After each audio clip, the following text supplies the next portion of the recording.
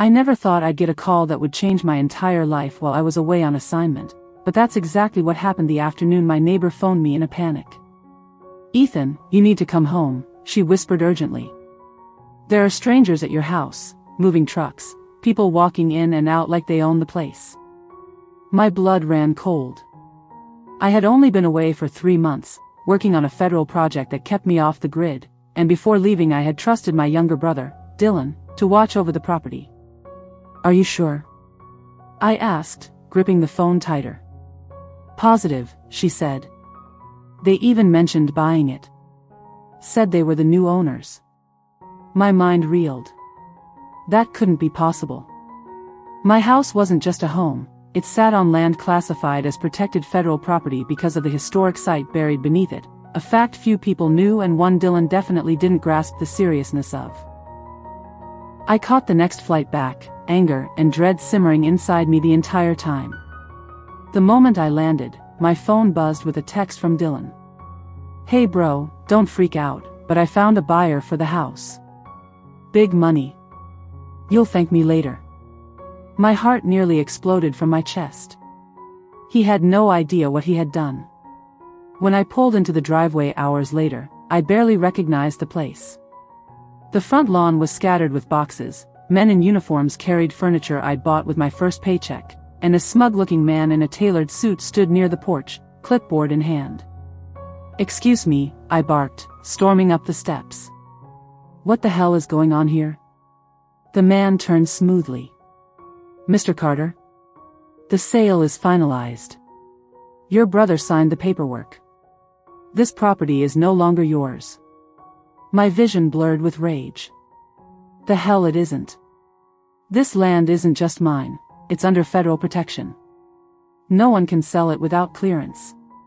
Where's Dylan?" "Inside, celebrating," the man said flatly, then raised an eyebrow. "If you're implying fraud, I'd be careful. We have contracts." I shoved past him into my house. My house. The sight nearly broke me. Dylan lounged on my couch, laughing with a group of strangers as though he owned the place. He looked up when he saw me. "Hey. You're back early. Listen, don't be mad. I scored us a fortune, man. You'll never have to work again." My fists clenched at my sides. "Dylan, do you have any idea what you've done? This house can't be sold. It's on protected federal property. You didn't just sell my home, you might have committed a federal crime." The room went silent. The buyers shifted uncomfortably, exchanging glances. Dylan laughed nervously. "Come on, you're exaggerating. A house is a house. They made me an offer, I signed. We're rich." "No," I snapped, stepping closer. "You're reckless. You sold something that doesn't belong to you, and now every single person in this room could be under investigation." He blinked, his confidence faltering. "Wait, what do you mean?"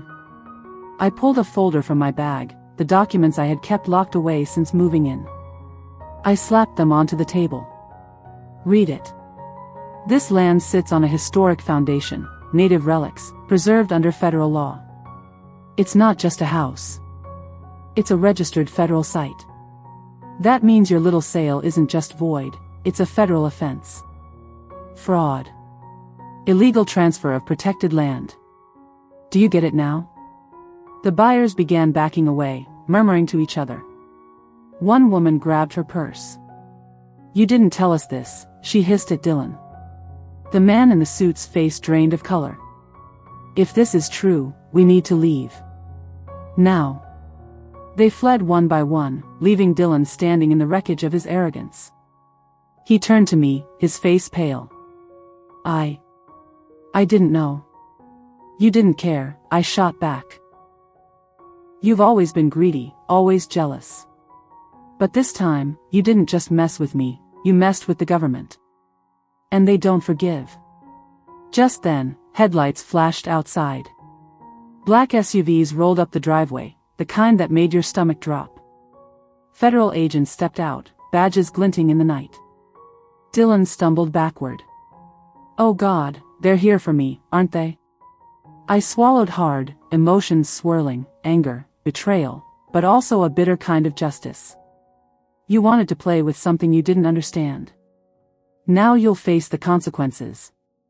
As the agent stepped inside, their leader nodded at me. Mr. Carter, thank you for alerting us. We'll handle it from here. Dylan looked at me with wide, desperate eyes. Ethan, please. Help me. I'm your brother. My heart ached, but I remembered every time he had laughed at me, taken advantage of me, treated my trust like trash. I warned you, Dylan. This house wasn't just a house. And now, it's out of my hands. The agents wasted no time, spreading through the house with methodical precision, snapping photos, examining papers, and questioning the men who had nearly bought the property. Dylan stood frozen, his usual cocky grin gone, replaced by a trembling jaw and darting eyes. One of the agents, a tall man with a clipped voice, turned to him. Are you Dylan Carter? Dylan stammered, why yes, but I think there's been a misunderstanding. I was just helping my brother, the agent cut him off sharply. You attempted to sell federally protected land without disclosure, and you forged your brother's authority in the process. That's fraud and conspiracy. Dylan's knees nearly buckled. I didn't know. I swear, I didn't know it was protected. The agent's expression didn't soften. Ignorance is not an excuse. I stood to the side, arms crossed, torn between anger and pity. He had done this to himself. Still, seeing my brother crumble under the weight of handcuffs made my stomach twist. Wait, I said suddenly, stepping forward. Let me talk to him. The agent eyed me but gave a curt nod. I pulled Dylan aside as much as the cuffs allowed. His eyes were wet, frantic. Ethan, I messed up.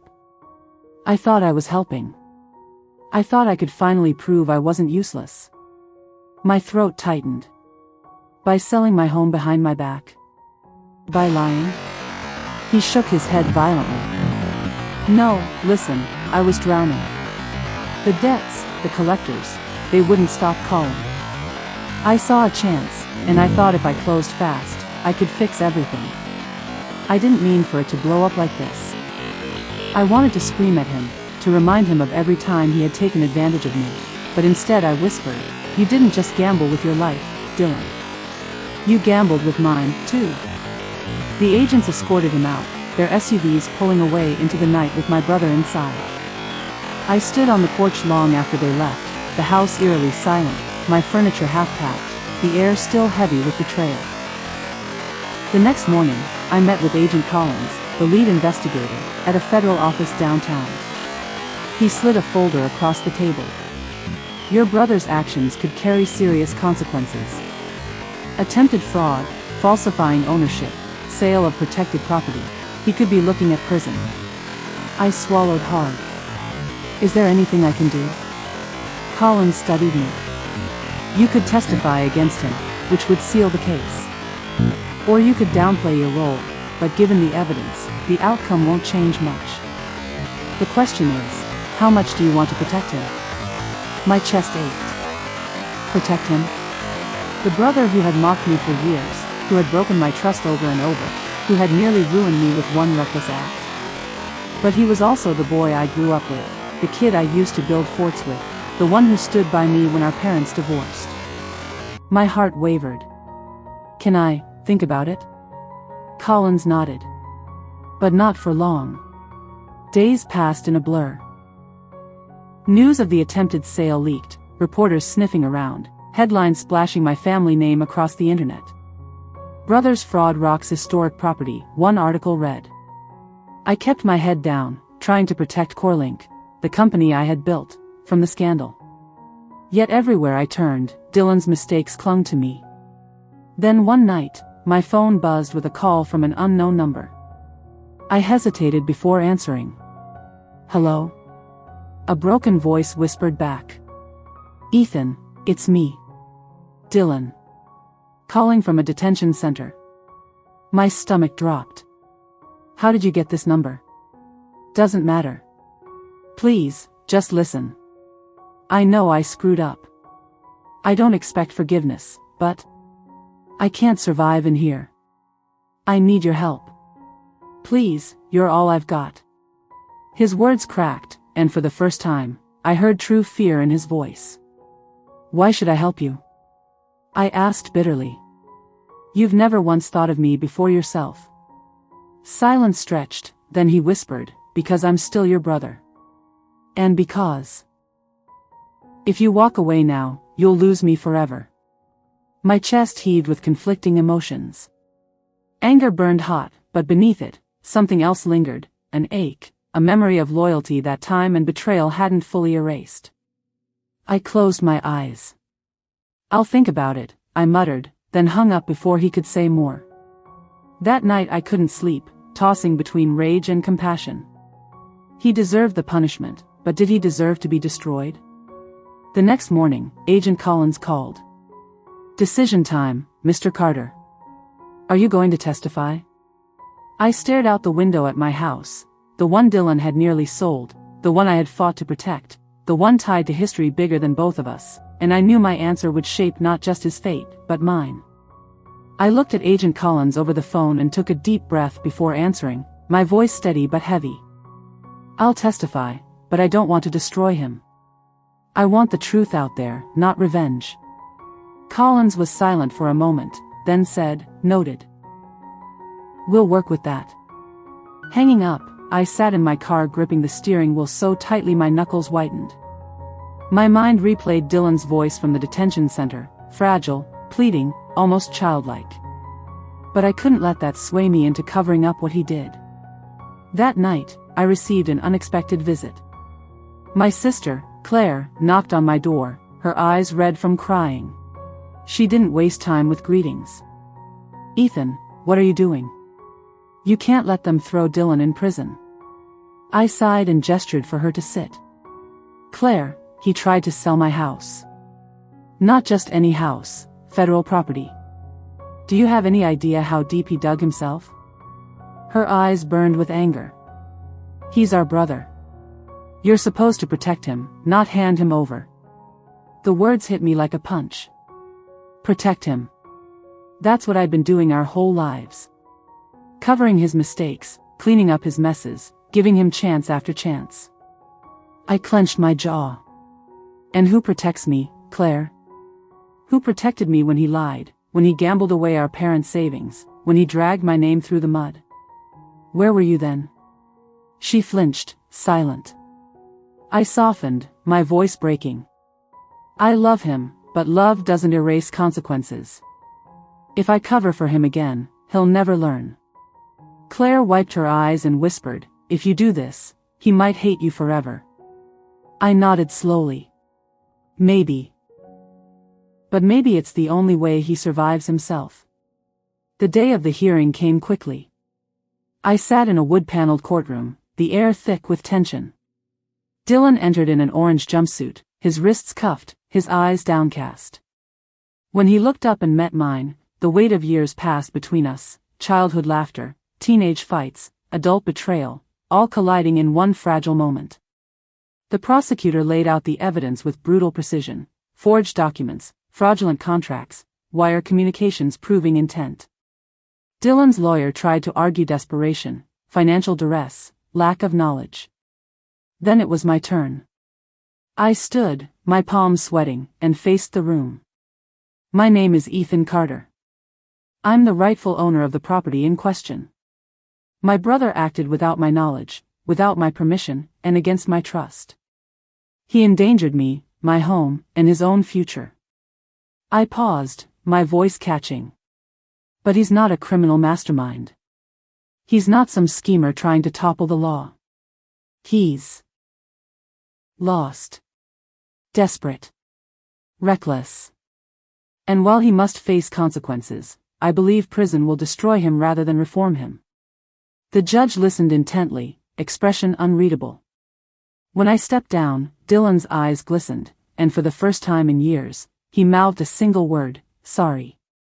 The hearing stretched for hours before the judge finally spoke. "Mr. Dylan Carter, you stand guilty of attempted fraud and forgery. However, Given the testimony of your brother and the mitigating factors, this court will sentence you not to prison, but to 2 years of federal probation, community service, and financial restitution." Gasps filled the room. Dylan collapsed into his chair, relief flooding his face. My own chest loosened. I had saved him from a cage, but not from responsibility. Outside the courthouse, reporters swarmed, microphones flashing in my face. "Mr. Carter, why defend your brother after what he did? Don't you think he deserved prison?" I looked straight into the cameras. Because accountability isn't about revenge, it's about growth. My brother made mistakes, but I refused to let those mistakes define him forever. That night, Dylan was released under supervision. He showed up at my door, tentative, his usual arrogance stripped away. "Can I come in?" he asked quietly. I hesitated, then nodded. We sat at the kitchen table, silence stretching until he finally spoke. "I thought you hated me." I shook my head slowly. "I hated what you did. Not who you are." His eyes watered. "I don't deserve you." My throat tightened. "Maybe not. But you're still my brother." He leaned forward, head in his hands, sobbing for the first time I could remember. And for the first time in years, I reached across the table and put my hand on his shoulder. It wasn't forgiveness, not fully, but it was a start. Dylan's probation was harder than he ever imagined. Every step he took, every move he made, federal monitors tracked him. The first week he showed up at my house, he couldn't even touch the furniture he had once tried to sell without checking with me first. His pride burned, but there was humility too, a slow, awkward acknowledgement of the consequences he had almost ignored.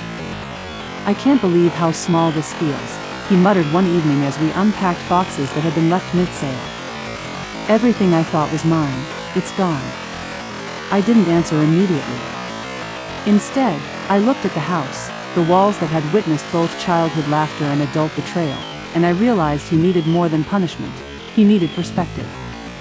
"You almost destroyed history, Dylan. And not just for yourself. This house isn't ordinary. There are records beneath it, artifacts. That's why it's federally protected." He froze. "Artifacts?" "Yes," I said, finally letting him in on the part one had never told him. When the previous owners dug the foundation decades ago, they found relics from a settlement. Tools, pottery, even burial sites. The government declared the site protected to preserve history. That's why you can't just sell it like any other property. Dylan's mouth opened, but no words came. His ego, the part that thought he was clever and untouchable, crumbled. Over the next few weeks, he worked under supervision, helping me document and catalog the artifacts. Each day, he grew quieter, reflective, a stark contrast to the loud, reckless man who had almost cost us everything. One night, while sorting through boxes of old papers and maps, Dylan looked up at me. "I didn't realize. I didn't know this mattered," he said softly. "All I saw was money. I never thought about the lives, the history, or even you." I studied his face, searching for signs of deception. But this time, I saw honesty, raw and unguarded. "It mattered," I said simply. "And it still does. That's why you have to make this right." Days turned into weeks, and the media frenzy finally died down. The house became a point of public interest, not just for the nearly sold property scandal, but for the archaeological significance Dylan had almost jeopardized. We worked together to host small public tours, letting people see the artifacts, the preserved land. Each day, Dylan's knowledge of the property, once shallow and superficial, deepened. He became protective, almost reverent. One afternoon, as we locked up the display cases, he turned to me. "I don't deserve this second chance." I raised an eyebrow. "And yet, here you are, taking it."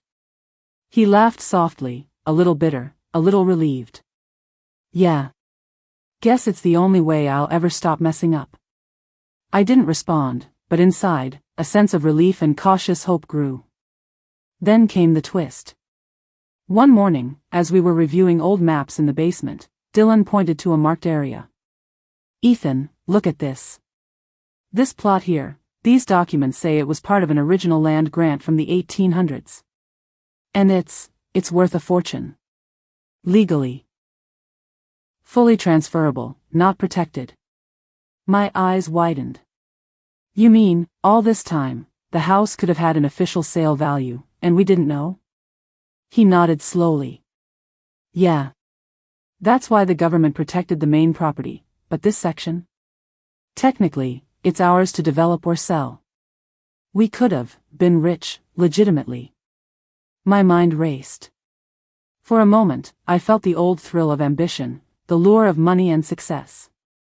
But then I looked at Dylan, at how far he'd come from desperation, and realized that some lessons were more valuable than gold. We're not doing it, I said firmly.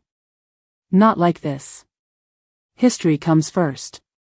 Responsibility comes first. We rebuild, but the right way. Dylan nodded, relief washing over him. I get it. I understand now. No shortcuts. Weeks later, we hosted an official federal ceremony, unveiling the restored property, the artifacts, and the historic significance to the community. Dylan gave a speech, not flashy, not self-serving, but sincere. I made mistakes, he said, voice trembling. I risked this property, this history, and my relationship with my brother. I can't undo the past, but I can learn from it. And I'm grateful for the chance to make things right. Applause filled the room. I felt a lump in my throat. The same brother who had almost ruined everything now stood proudly, humbled, responsible, and changed. Later that night, after the event, Dylan and I walked through the house, now quiet, safe, and whole. He paused near the window, looking out at the lights of the city. Ethan, thanks, he said softly. Not just for saving me from the law, but for not giving up on me. I smiled, the weight of months of betrayal, anger, and tension finally lifting. You saved yourself, Dylan. I just gave you a chance. For the first time, I believed it was true. My brother had learned, grown, and maybe, finally, we could be more than siblings who fought and hurt each other. We had faced betrayal, federal investigations, and almost lost everything, but in the end, responsibility, truth, and family had won. And for the first time in years, I felt peace inside my home, inside my family, and inside myself.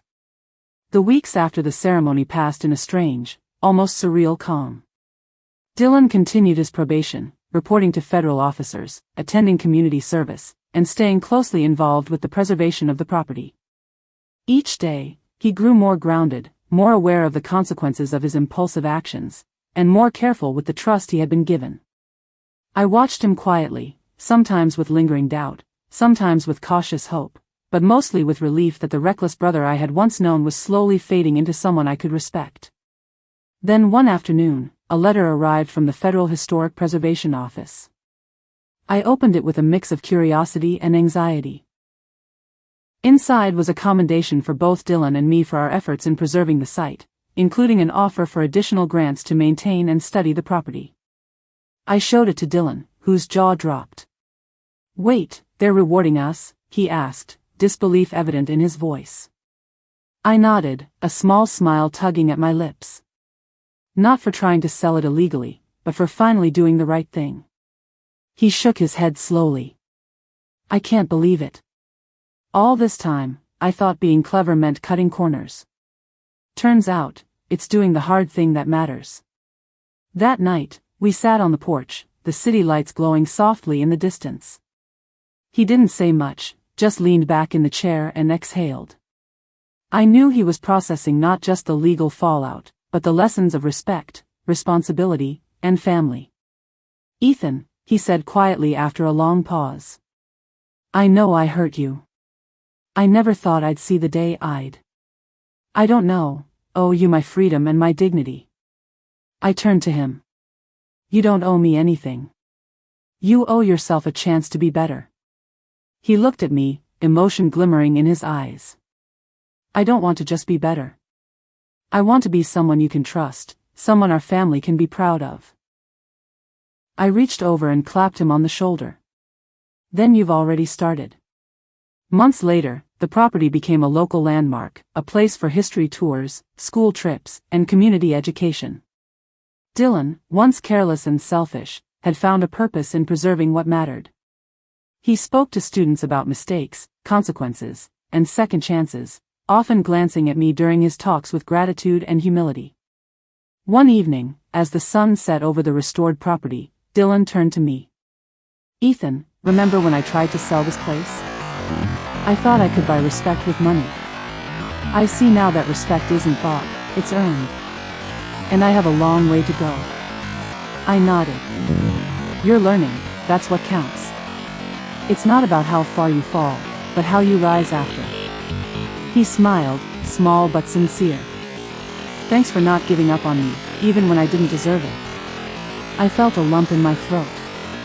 Years of rivalry, betrayal, anger, and heartbreak had led to this fragile, quiet peace. I knew it wouldn't erase the past, but it had created a foundation for the future. Then came the final twist, unexpected, almost poetic. A developer, impressed by the care we had shown the property, approached us with an offer to create a federal-backed museum and research center on the site. The grant money would cover maintenance, and Dylan and I would oversee the project together. He looked at me, eyes wide. "You're not mad? I mean, you could have rejected it, right?" I shook my head. "This isn't about money or control. It's about history, about responsibility, and yes, about family.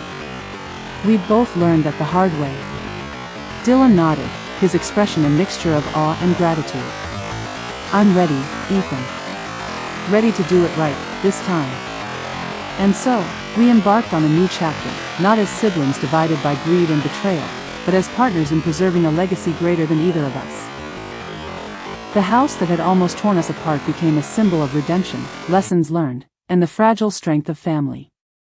Standing together on the porch one evening, watching the last rays of sun hit the historic grounds, Dylan turned to me and whispered, "I never thought I'd say this, but, thank you for letting me see the right way." I smiled, feeling the weight of the months lift. "I didn't save you, Dylan. You saved yourself. I just helped hold the mirror." For the first time, I believed it. And as the stars appeared overhead, the house, the land, and even my brother felt like they were finally where they belonged, protected, respected, and ready for a future built on trust, courage, and the hard-earned lessons of the past. Months turned into a year, and the property evolved into something neither Dylan nor I could have imagined when the saga began. The museum and research center were completed, showcasing the historic artifacts, preserving the land, and educating visitors about the cultural heritage we had almost lost. Dylan worked tirelessly, not for money or recognition, but because he finally understood the weight of responsibility and the value of trust. One afternoon, as I walked through the exhibits with him, he paused in front of a display case holding the very documents he had once forged in ignorance. He traced the paper with his finger, his eyes somber. "Ethan. I can't believe I almost destroyed all this. I'm sorry doesn't even begin to cover it." I placed a hand on his shoulder. "You've done more than apologize, Dylan. You've rebuilt. You've made things right. That counts for everything." He swallowed hard, glancing at me. "Do you ever hate me?" I hesitated. The anger, the betrayal, the sleepless nights, they were all real. But looking at him now, seeing the man he had become, I realized that holding on to hate would only keep me chained to the past. "I used to," I admitted. "But not anymore. I can't erase the past, but I can choose what we do next." Dylan's lips curved into a small, tentative smile. "Thank you, Ethan. For everything." The museum quickly gained national attention, a symbol of preservation, history, and the lessons learned from one family's near catastrophe. Reporters interviewed us, asking about the drama, the attempted sale, and how we recovered. Each time, Dylan spoke honestly, taking responsibility without excuses, while I highlighted the importance of accountability and education. Together, we became partners, not just as brothers, but as custodians of history. One evening, after the museum had closed, Dylan and I sat on the porch of the house, the golden glow of sunset reflecting off the preserved land. "Do you remember," he said quietly, "the day I tried to sell the house while you were away?" I laughed softly, shaking my head. How could I forget? It almost got us both into prison. He chuckled, then his expression grew serious. I was such an idiot. I thought money could fix everything. I didn't realize that some things, some people, are priceless. I nodded, the memory bittersweet. Some lessons you have to learn the hard way. Silence stretched, comfortable now, free of the tension that had once poisoned our relationship. Then Dylan's voice broke it. I want you to know. I'll never take this for granted. Or you. Or the trust you gave me. Ever again. I smiled, feeling a warmth I hadn't felt in years. Good. Because I've spent too long cleaning up your messes. I won't have to anymore. The next day, the museum officially opened with a ribbon-cutting ceremony. Families, historians, and even federal officials attended, praising the project. Dylan stood beside me, holding the scissors, a proud, humbled man, while I realized that the boy who once mocked rules and consequences had grown into someone I could finally admire. After the crowd dispersed, he pulled me aside. Ethan. I know I can't make up for everything I've done. But I want to try, every day, to be the brother you deserve. I placed a hand on his shoulder, feeling the weight of the past lift. Then start by living responsibly, making good choices, and respecting the trust others give you. That's all I ever wanted. Dylan's eyes glistened. I will. I promise. That night, we sat on the porch together, watching the stars emerge, reflecting on the journey, from betrayal, anger, and near disaster, to redemption, trust, and family restored. I realized that success isn't measured by money, property, or accolades.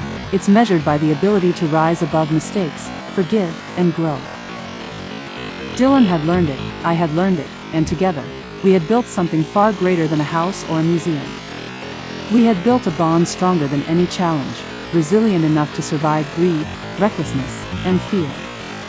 Years later, when I watched children marvel at the artifacts, when I saw Dylan patiently explaining the significance of each relic, I felt a profound sense of pride, not for myself, but for the brother who had once risked it all and had finally found his way.